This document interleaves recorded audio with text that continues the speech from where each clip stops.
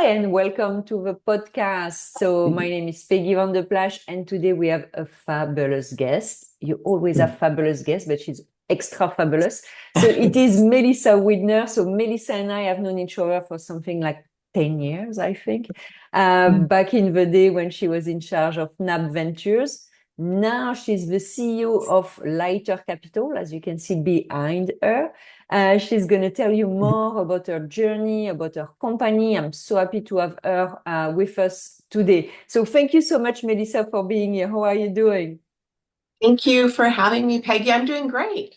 Okay, well, thank you. I know you're extremely busy, and it's nice for you to take the time. So let's dive in right away. So as I mentioned, we met at the time you were leading NAB Ventures. Is it a decade ago already? And so what made you decide to leave the venture world to actually go into one of your portfolio company? It's a challenging move. Yeah. And I always said it's much harder, being an operator and running a company or a founder than it is to be a venture capitalist. But well, going back, so I was an entrepreneur. I'd run two companies. I started a software company when I was in business school, and that ended up having a successful exit. We were acquired by Concur, and then I went into venture capital, and I was in venture capital for really the better part of 2 decades. But I still consider myself an entrepreneur.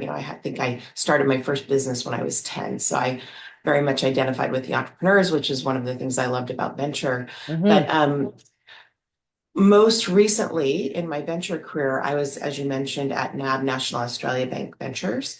And we invested into a company called Lighter Capital. Lighter Capital was the pioneer in this revenue-based financing for SaaS companies, so providing non-dilutive funding for SaaS companies. And I went on the board when we made the investment, and I just absolutely loved the business, loved the model. And what I really liked about it was in venture, it's kind of a black box when you pitch to a venture capitalist. You're going to, venture capitalists know they're going to talk to 100 companies before they make an investment.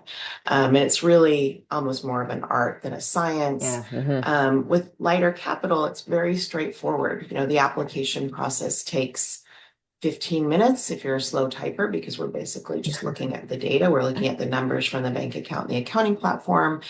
And we can issue a term sheet very quickly. There's no pitching, no pitch decks. If we can't fund you, we can tell you exactly why. So it's a very objective process, and a very fast process that doesn't take a lot of time from the entrepreneur. So that really appealed to me, being able to help more entrepreneurs. What also appealed to me is Lighter Capital's done over 1,200 rounds of financing, and about 75% of our companies don't ever get VC and don't want to get VC. They're not on that unicorn path. 25% do. So we fund a lot of venture-backed companies and companies that go on to get venture financing. But there are a lot more companies out there that don't go down the VC path in tech companies than do. So it's really the ability to engage with these companies that aren't necessarily going to be on that path. Either they don't want to give up equity and control, or they're just not, they're not going to be a unicorn. So they're not on that VC path. So I went on the board of Lighter in 2018. And then in 2020, I moved into the CEO role. And this is answering your original question, jumping into that role. We needed a CEO at the time that COVID hit. And the mission of Lighter really resonated with me. And I always wanted to get back in the operating position. I had run two companies before I went into venture. And then I went into venture and got to see a lot of great CEOs and learn a lot from watching, what they were doing. And I always thought I'd like to someday get back in the operating role and deploy some of the lessons I'm learning from observing these great companies and CEOs that we invested in. Yeah, and like that was always one of my questions when I see this type of moves, which are very rare. You see more often entrepreneur going into the VC world than the other way around. This is a boomerang. Because to your point, it is more difficult, like it's more exhausting emotionally and challenging. But so you were an entrepreneur, you went into VC, you're back as an entrepreneur. but still 20 years in VC. So you brought some of the lessons that you say you learned from entrepreneurs that you worked with. What are the strengths that you think you brought back as an entrepreneur now that maybe you wouldn't have had without these 20 years as an institutional investor? I think as a young CEO, I didn't appreciate just the importance of team and spending time building the team, you Mm-hmm. know. And I got to see a lot of CEOs when I was a VC who were really just great leaders. So I like to think that I have developed skills in that area and have become better in that area. And just the importance of, having a team and really supporting your team. The role of the CEO is to support your team members Yeah. and make them as successful as possible. So did you have like a surprise or a moment when you came back and at some point everything kind of came together, or any surprise when you went back inside? Um, let's see, surprise. I think I it's something people understand and they talk about, but just how important culture is. I Mm-hmm. was very fortunate to inherit a really strong culture at Lighter Capital. Great people, uh, uh, just a culture of supporting each other and a strong customer focus. And I think that was there Yeah. from the very beginning. So I wouldn't say that was an aha moment because that's something I sort of innately understood from even the first company that I ran. But just just how much of a competitive advantage it is having Mm-hmm. a strong culture and a Yeah. customer focused culture. So we spoke a bit about the business model of lighter capital. So it's really this idea of an entrepreneur can ask for debt instead of equity, and this is Mm, really data-based. So it goes fast. You input yeah, your information, and you know very quickly yeah, if you can or cannot get that financing. I love that type of financing because it's not dilutive. If you believe in the growth of your company, obviously, I always find that, and obviously customer paying. These are the mm, best type of financing. And there is a bit of a backlash now around this idea of everyone should be raising, right, equity, and the biggest ones, the better, which I think we've yeah, seen a lot, like 10 years or even 5 years ago, still people were just so excited about raising yeah, huge check. They were not necessarily looking at the terms, and yeah. it didn't guarantee the success of the company. And I think many companies actually died from raising too much money too early. And so, do you see entrepreneurs, founders rethinking that approach? And I'm sure that must have supported your business model. People are like, okay, maybe debt is better than equity, or at least as good. Yeah, and I would say that when you're on that venture path, it's very much you know, you're working to either an exit eventually or Mm-hmm. the next round. Usually there's multiple Yeah. rounds, or often there are multiple rounds before an exit.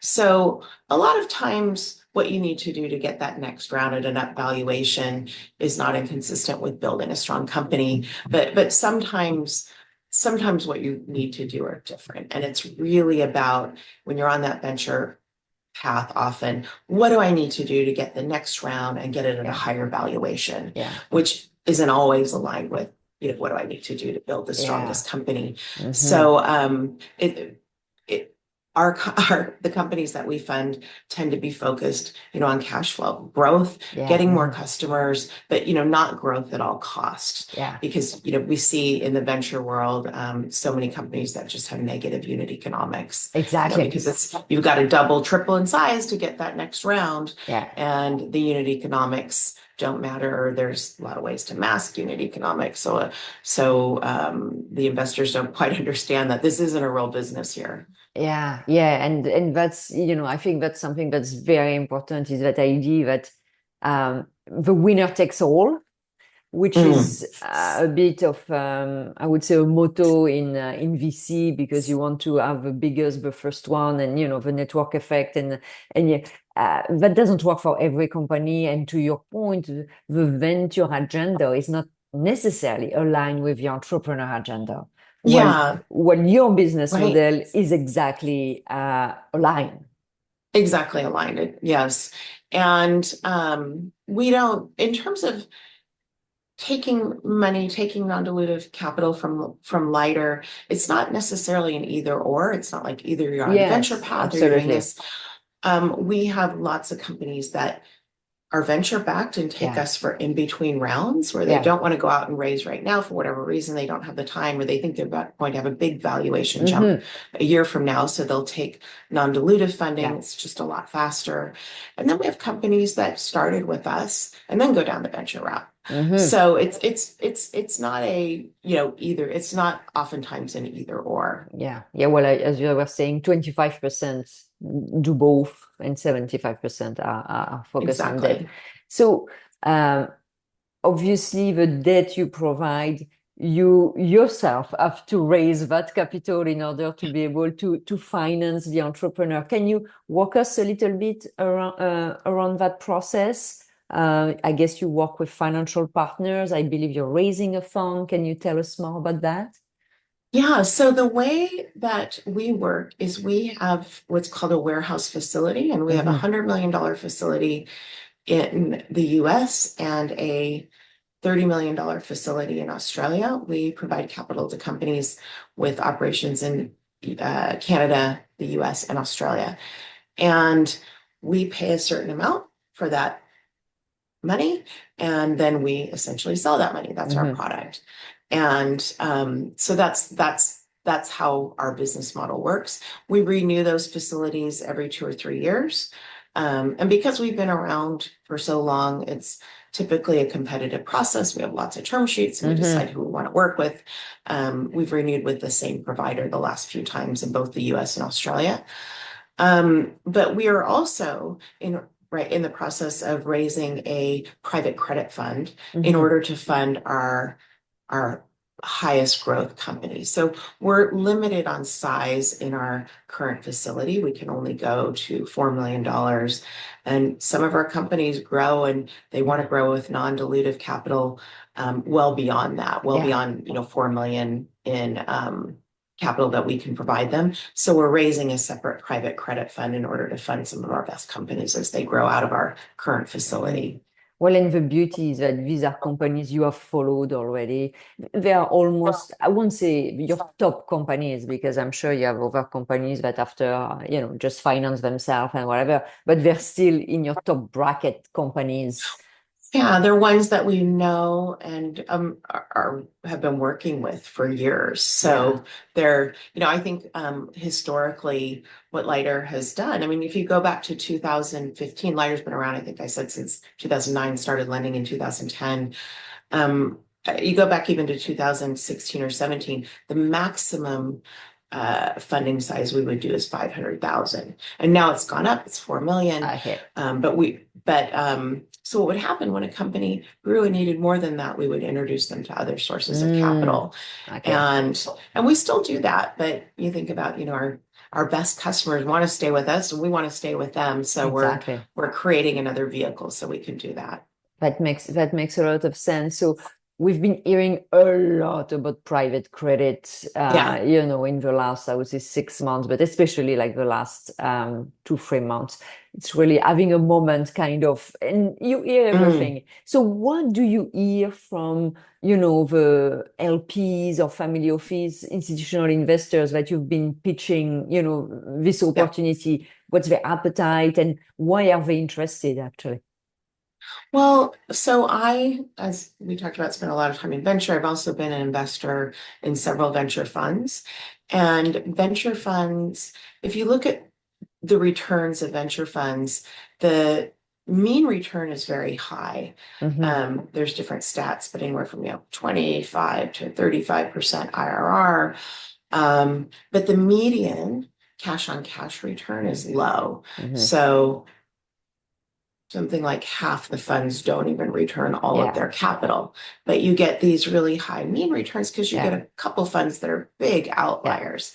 There's one in Australia called Blackbird, and they publish their returns. So I'm not divulging any information that's private, but I think their fund one is like a 37x. Oh So yeah. that's just off the charts, right? Yeah. I mean, a Hmm. 3x is a really good fund. If Yeah. you Yeah. put in $1 and you can return three, that's great. And they're at a 337x, not Yeah. from a TVPI, a value paid out, but from a valuation Yeah. standpoint, they've had have a really strong DPI too, which is distributions paid in, distributions to capital paid in. Hmm. But so in venture, you're putting money in and you're just kind of waiting, as an Yes. investor. Yes. And you're kind of going, I hope I get it back. Yeah. And I really hope I get a big multiple. Yeah.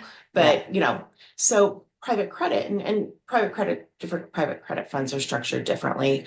Ours is structured where there's a monthly payment, and we're targeting an overall return of 18 to 20%. Hmm. Some of that comes from warrants, but most of it just comes from the monthly income that we receive Yeah. from the capital that we deploy. Hmm. And so it's a good fit for investors who want monthly cash flow, but Yeah. also want to have some of that venture upside, because while we don't take any equity or any warrants typically in our current fund for the private credit fund, where we'll be investing in larger deals, we'll be taking warrants. So you've got Okay. that option for that venture upside As well. Okay. So it's a or two, opportunity for two the for venture one, upside. two for Yeah. one kind of, Yeah. without Yeah. necessarily, to your point, this long protracted cycle of venture with also very high risk, and especially the fact that you know your client. Yeah. And I mean, and right now what's going on in the market, and I know Peggy, you're probably quite aware of this, is there just haven't been distributions Yes. for a long time. And so you asked what we're seeing out there. A lot of LPs, family offices, they're waiting for distributions. And if you look Yeah. at distributions from venture funds from the vintage 2018 and onward, there just haven't been exits. Yeah. It's really exciting. Figma announced it's going to have an IPO, and if that goes well, that's very exciting. That'll return a lot of capital to venture capitalists, and it might start a whole domino effect.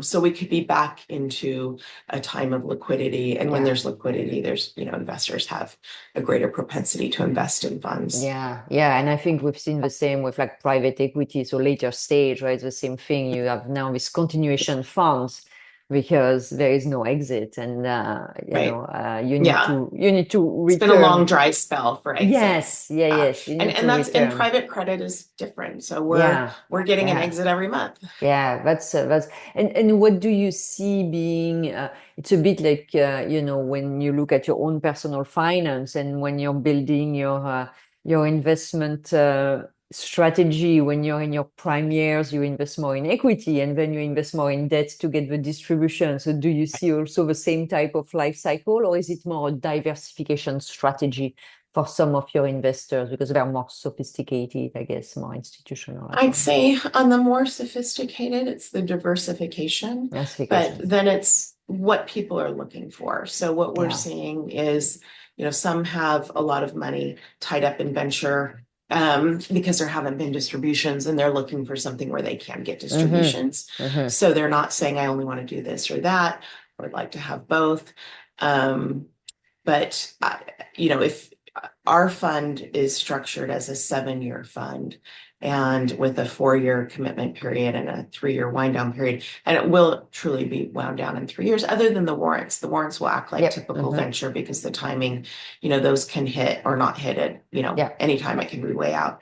But I think most people who've invested in venture understand that it's usually much longer than 10 years, especially in cycles like today. Even really good funds are taking, 15, 17, 18 years before they're fully wound up. Absolutely. Sometimes 20. Yeah. That's and you're absolutely right. It's a very different time frame that people think. Yeah, you think it's not 10 years. Yeah. Exactly. People are like, oh, 7 to 10. I'm like, well, I don't, like that's absolutely not the reality, and I don't know if it had ever been the reality at some point. I can see 7 to 10, again, private equity, later stage, but venture, like It's tough. I don't, yeah, it would be interesting to look at the stats. I mean, certainly there are some funds that maybe didn't do a lot of investments and a lot of them were exited earlier within 10 Yeah, years. But for the most part, I mean, I can just speak from my experience, the funds that I've invested in. I've invested in funds since I think the first one was 2000. Um, I don't think anything has been under 15 years, but yes, also it's been through a couple cycles. You had the dot-com crash, you had the yeah, GFC, yeah, but even, I mean, there's a 2012 fund that I'm an investor in, and that's a really good vintage, right? And it's performed extremely well, and it's still not wound up, and we're in yeah, 2025, and that's a really, yeah, great performing fund. So it's not like they're sitting on a lot of dead assets. So yeah, it does, it's a longer cycle. So I'd say that's when you're looking at, private credit versus venture, if you exactly. want sooner liquidity. Exactly, which makes a lot of sense. So, and if we look back from the founder's perspective, from your entrepreneurs, what would be, I would say, the sweet spot?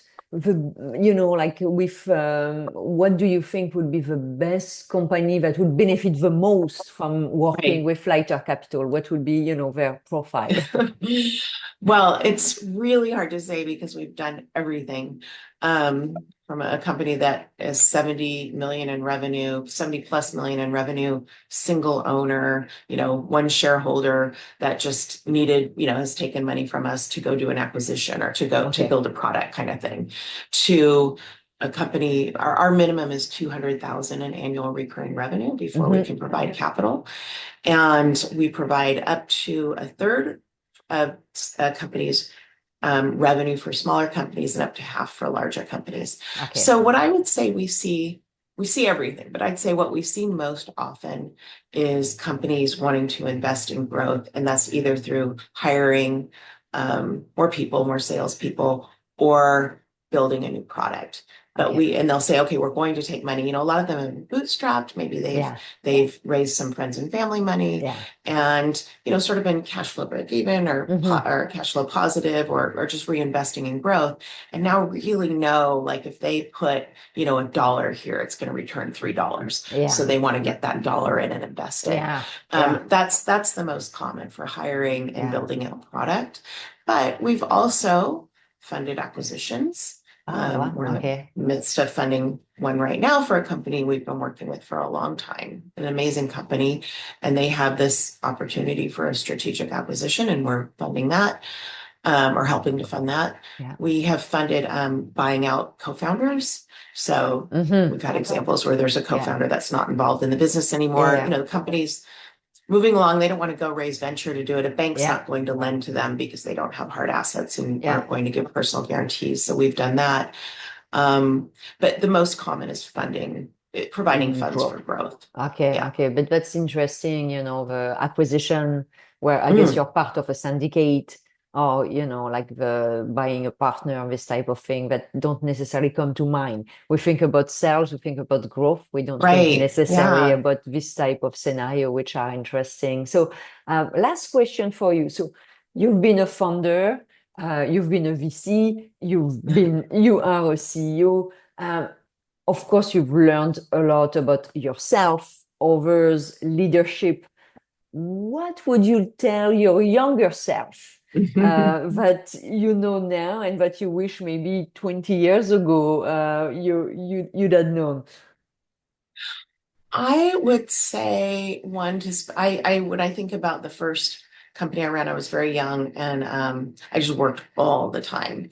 All the time. I took one vacation in 5 years, and I just thought that's what you do. You just work all the time. And I would have been such a better leader. And the company had a great exit, had a 15x return for the investor, but it really would have been better if I had taken some downtime and some Mm, reflection time. And I think young leaders are much better about doing that than yeah. just because there's a lot of, you know, there's just a lot of advice out there to do that. So Mm, I would say that take time to learn, take time. I was pretty good at learning from others and seeking out mentors, but I could have done that even more. Build your network. In my hmm. early career, I didn't do that. I just didn't take the time to do it. It happened naturally because Yeah. I'm an extrovert, but I didn't approach it in a systematic way. And I would Yeah. advise people to do that. I have kids, I have adult kids now. I have kids from age 14 to 27, and I advise them to do that. They don't listen to me, of course, but that's the advice I give them. Yeah, and you know, it's funny because you don't really realize, but that network you build even when you're 25, you know, at 35, at 45, you know, that still comes very very handy when people Yeah, grow with you. Because very often there is this idea of, okay, look for a mentor, and people go for the oldest, most successful person, but you also need your right. peers, you know, and Absolutely. yeah, Yeah. And yeah, then those relationships are so strong. And in our business, a lot of times it's really about relationships and trust. yeah. So, that's something that can't really be built overnight. Absolutely, absolutely. Well, Melissa, thank you so much. So, if people who are listening, watching, or reading the newsletter want to reach out, whether because they're potentially interested by being an investor in your new fund, or maybe they're interested by raising money with lighter capital, what's the best way to get in touch? Yeah, well, LinkedIn, I'm on LinkedIn, Melissa Widner, or just Melissa at lightercapital.com. Okay. Um, we would be happy to talk to, accredited investors. We can only speak with accredited Yeah, yeah. investors. Hmm. And then entrepreneurs, even if they're not ready today, we love to talk to them and educate them on this type of funding. Okay, that's great. So I'll put the details in the show notes so people can find them as well. But you know, LinkedIn always the first Yeah. tool to reach out to anyone. Well, Melissa, thank you so much for being with us today. It was really a lovely and very insightful conversation. And wishing you a great rest of the week and good luck with the fundraising, with the growth, with everything you're working out with later. Thank you so much, Peggy. It was great to see you. Yeah, thank you. Bye bye. Bye bye.